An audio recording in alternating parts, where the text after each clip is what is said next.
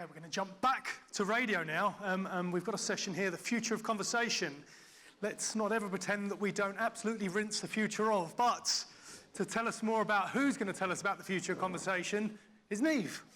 Thank you so much. You are in for a treat. We are about to be joined by one of Britain's finest broadcasters. If you are just arriving in the room, please take a seat. That'd be wonderful. This is something you do not want to miss. Speaking with the media leaders, Jack Benjamin, please welcome LBC's James O'Brien.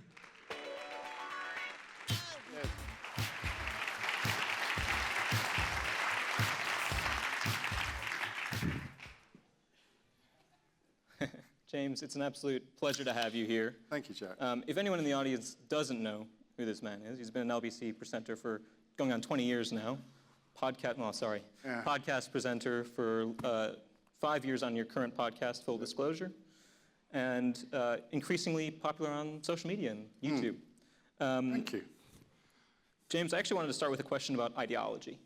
In the past, you've talked about how you're a liberal, strong liberal, and not necessarily a left-winger. I'm curious if you think liberalism in the classical sense of the word is under attack today. Are you sure I said that? It sounds a bit pompous for me.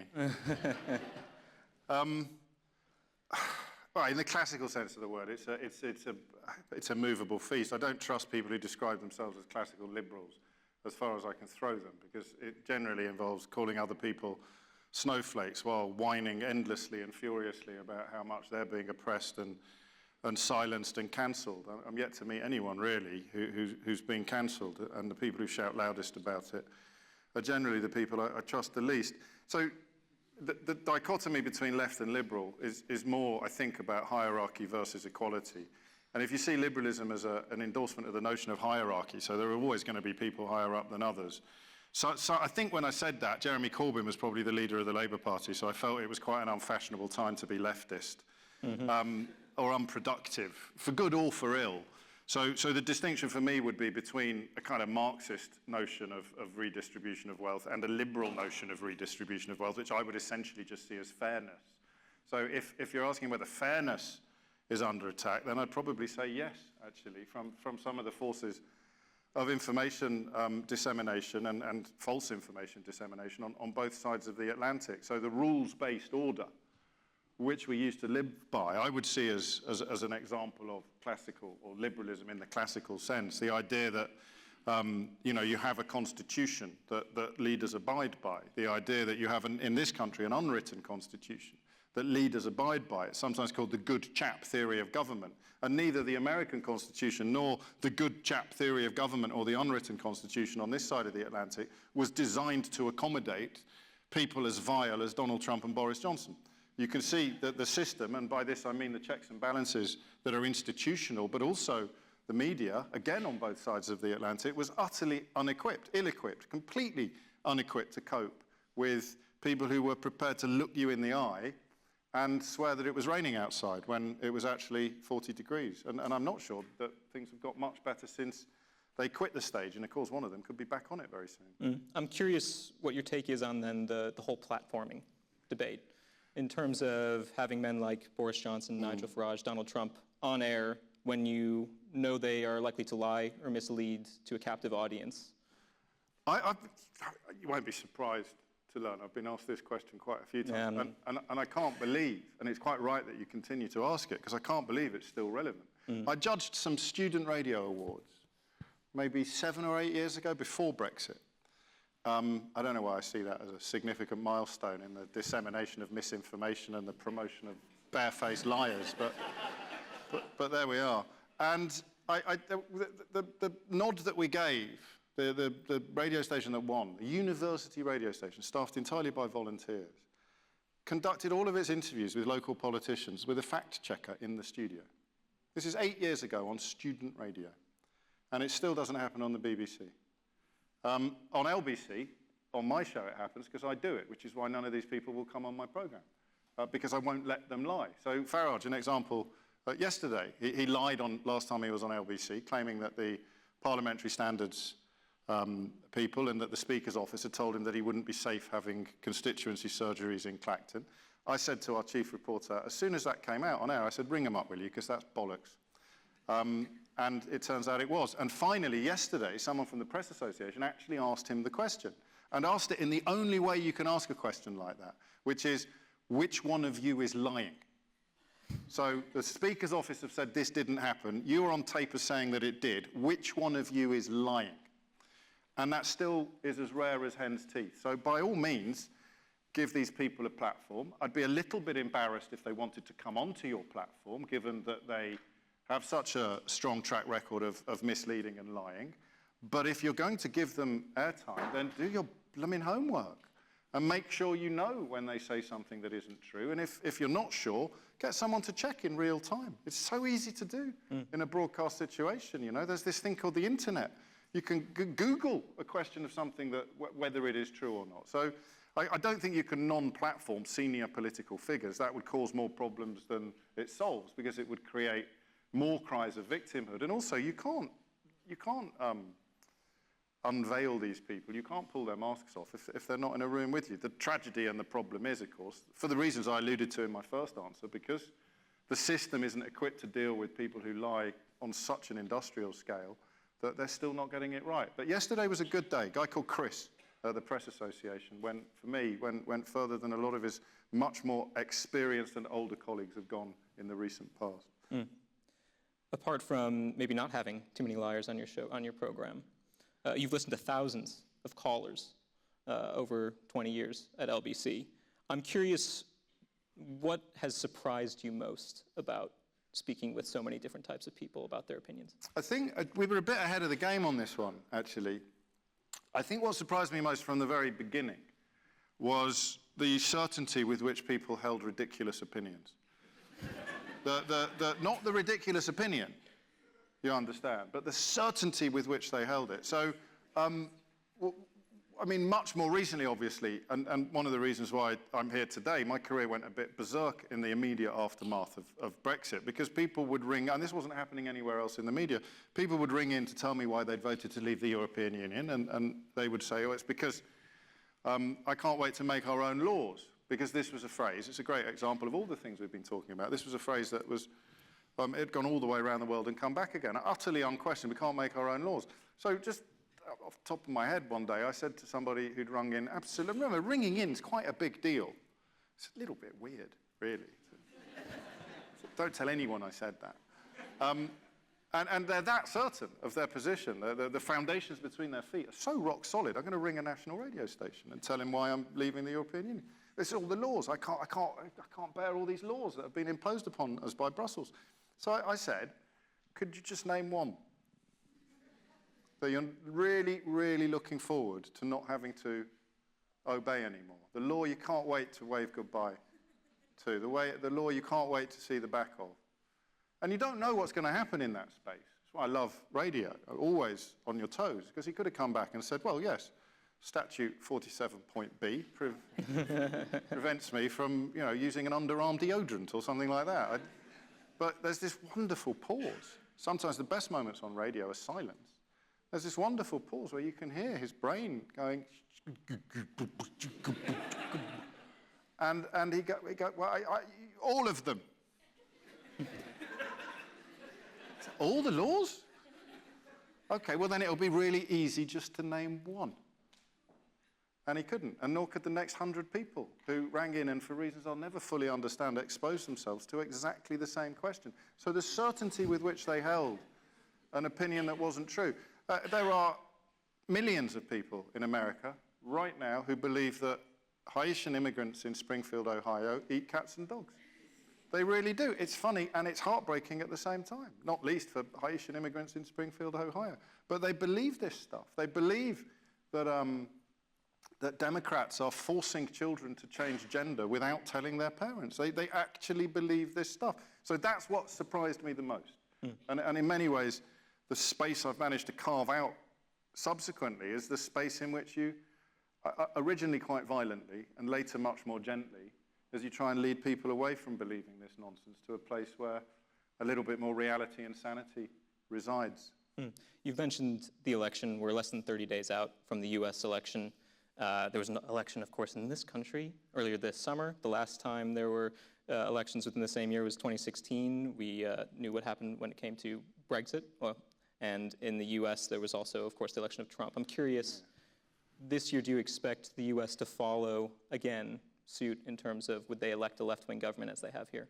I do now. I mean, again, we're back to the definition of left-wing. I think you're pushing it a bit, isn't it? Left-wing by American standards. Yeah, but yeah. I think Joe Biden was in a whole heap of trouble, whether fairly or unfairly. I just think the ship sailed. Once a miasma settles around a candidate, it's almost impossible to get rid of it. And it can settle for the most ridiculous and unfair of reasons. So I think Rishi Sunak was doomed pretty much from the day he called the election. I don't still understand why he called it so early, but there are various theories. But when it started raining, as he was announcing the election, you see, and nobody had an umbrella.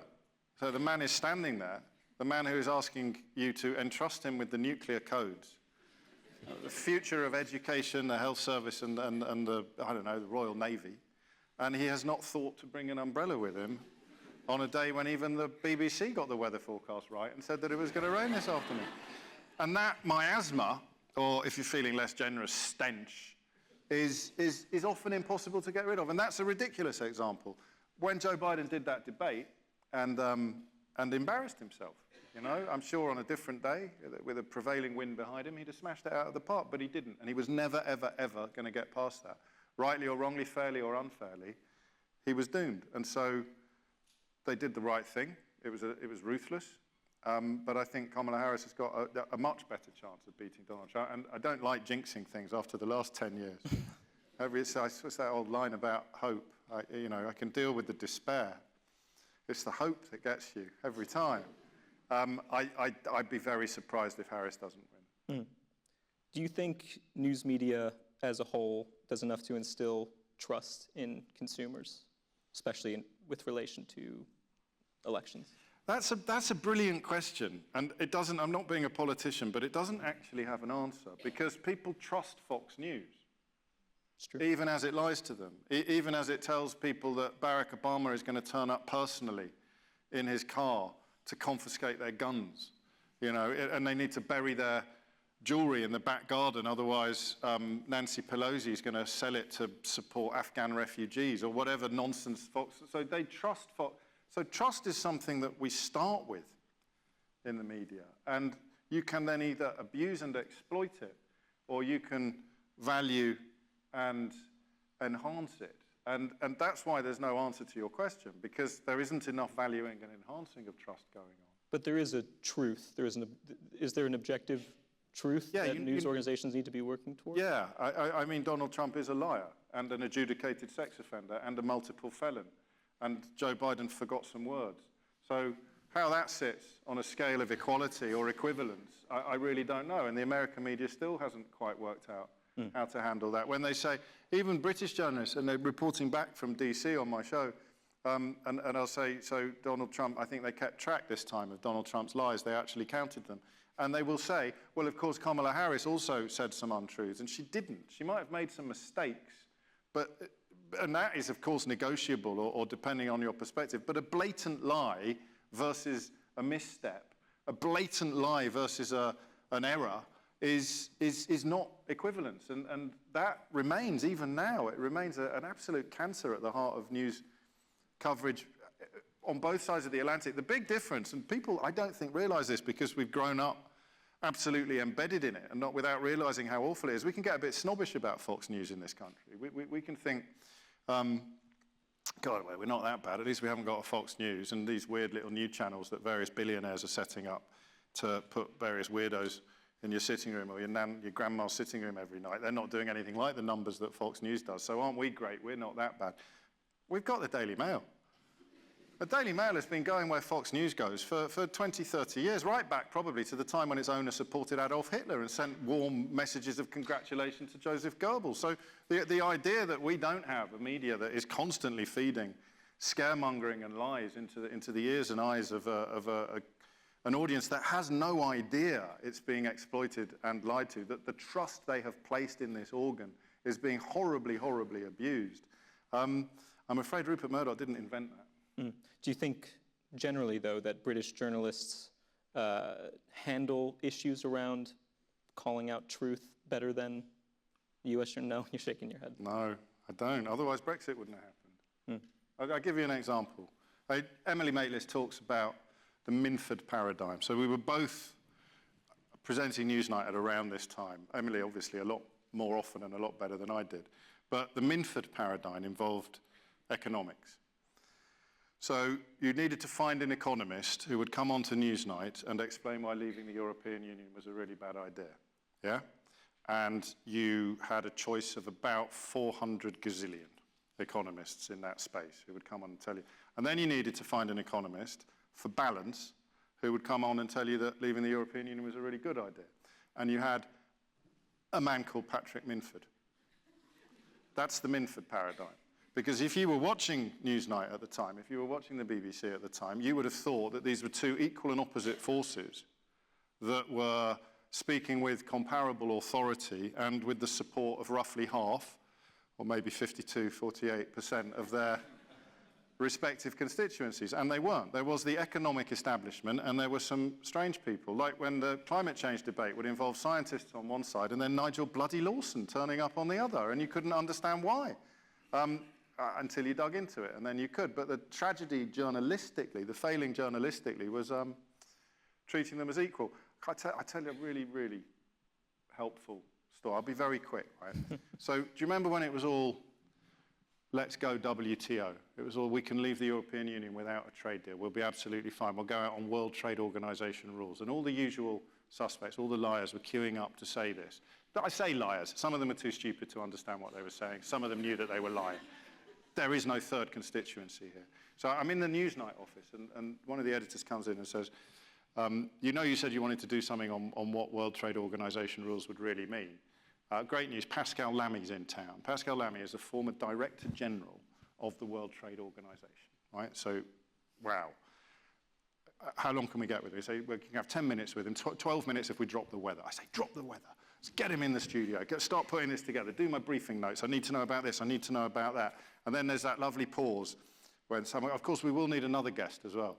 I said, why? Pascal Lamy is a former Director General of the World Trade Organization. And he is here to talk to us about the World Trade Organization. We can't book someone to come on and say, no, no, no, no, no. You don't know what you're talking about. You only used to run the place. And yet that is what we had to do. They said, no, we will need for balance. Otherwise, we'll get complaints. We'll get complaints from Downing Street. We'll get complaints from upstairs. If we don't have balance with the bloke, like asking, I don't know, Roger to come on and talk about his thesaurus and then booking someone else to come on and tell me that he's got it all wrong. So we have to book someone to come on and challenge Pascal Lamy, the former Director General of the WTO, on the issue of the WTO. And do you know who they booked? No one in this room has read my book. This is outrageous. Andrea Ledson. So, Pascal, could you talk us through this, that, and the other? The WTO, though, Thank you very much. Fascinating. Yes, absolutely brilliant. Thank you. Yes, of course, you do know what you're talking about, having spent most of your professional life working in and ultimately running the World Trade Organization. Thank you, Pascal Lamy. Andrea, you disagree. She starts talking, but she starts saying words. Pascal Lamy, sitting here, catches my eye, and thankfully the director also caught this exchange, so it made the tape, it made the broadcast. Pascal Lamy just sits there going like this. On the BBC, on the flagship discussion broadcast show on the BBC about the major issue of our time, the man who knows what he's talking about is listening to a representative of Her Majesty's government, and he is going like this. Yeah. And that's balance.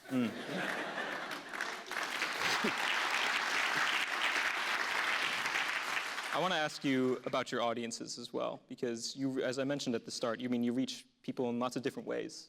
And I'm curious, when you're producing your LBC show, especially, and your podcast, do you, when you're writing your monologue... I don't write my monologue. Produce your monologue? Just speak. Speak your monologue, off the cuff, without any preparation ever? Correct.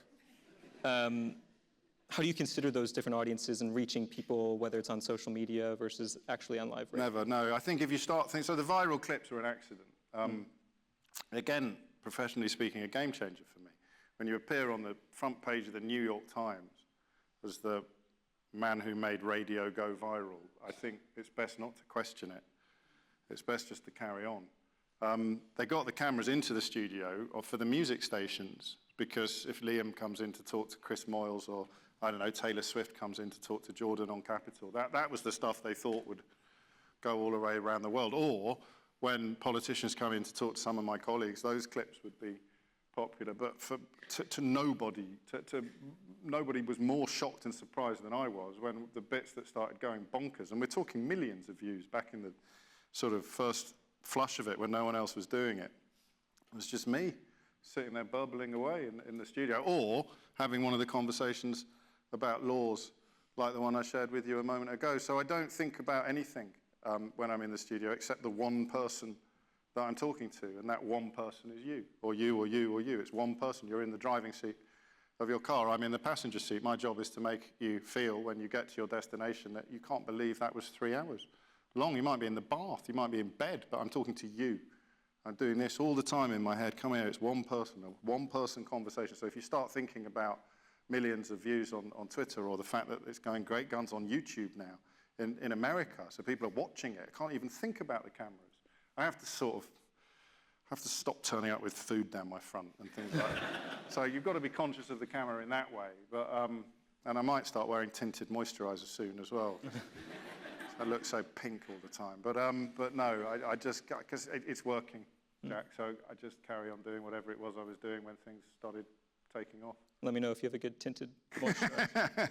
You know, I think I've got one there. There you go. Not an ad. I didn't put it on, you can tell. What do you want your legacy to be? Ooh, I try not to think in those terms. And I've got children, so their happiness is... Professional. Yeah, of course. I'd like just to be remembered as someone who spoke truth to power, and someone who stuck to... There's a line in Orwell. There is truth and there is untruth. And if you can hang on to the truth, even if you are the only one, then you will not go mad. And I'd like my legacy to be not going mad.